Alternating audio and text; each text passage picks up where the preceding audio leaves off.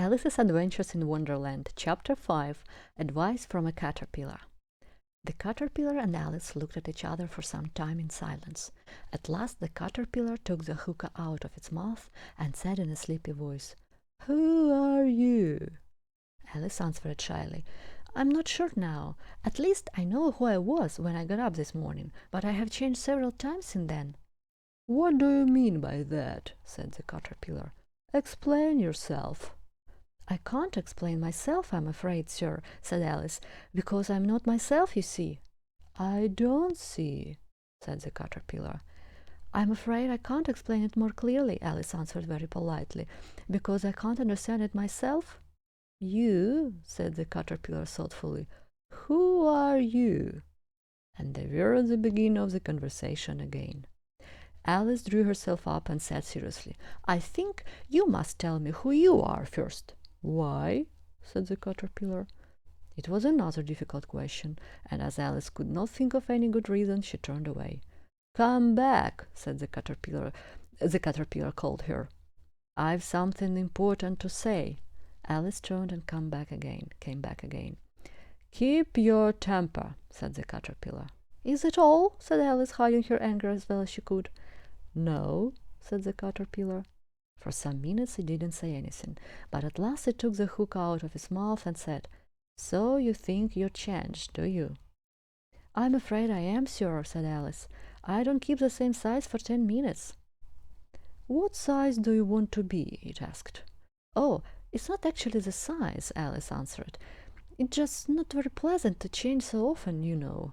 "I don't know," said the caterpillar. Alice said nothing. She felt that she was losing her temper. "Is it fine now?" said the caterpillar. "Well, I'd like to be a little larger, sir," said Alice. 3 inches is not the best height." "It is a very good height," said the caterpillar angrily. It was exactly 3 inches high. "But it's not usual for me," answered poor Alice, and she thought to herself, "The creatures here are so easily offended." "You'll get used to it in time," said the caterpillar, and it put the hookah into its mouth and began smoking again. This time Alice waited patiently until it spoke again. In a minute or two the caterpillar took the hookah out of its mouth and yawned once or twice. Then it got down off the mushroom and crawled away in the grass, telling Alice, "One side will help you grow taller, and the other side will help you grow shorter." "One side of what? The other side of what?" thought Alice to herself. "Of the mushroom," said the caterpillar, just as if she had asked it aloud, and in another moment it was out of sight. Alice looked at the mushroom thoughtfully for a minute, and at last she put her arms around it as far as she could and broke off a piece of the mushroom with each hand. Then she very carefully started nibbling first at one piece and then at the other, and growing sometimes taller and sometimes shorter, until she was her usual height again. "Now I'm back to my right size. The next thing is to get into that beautiful garden. How can I do that, I wonder?" As she said this, she suddenly came to a little house about 4 feet high. "It's not a good idea to come to those who live here this size. They will be very frightened."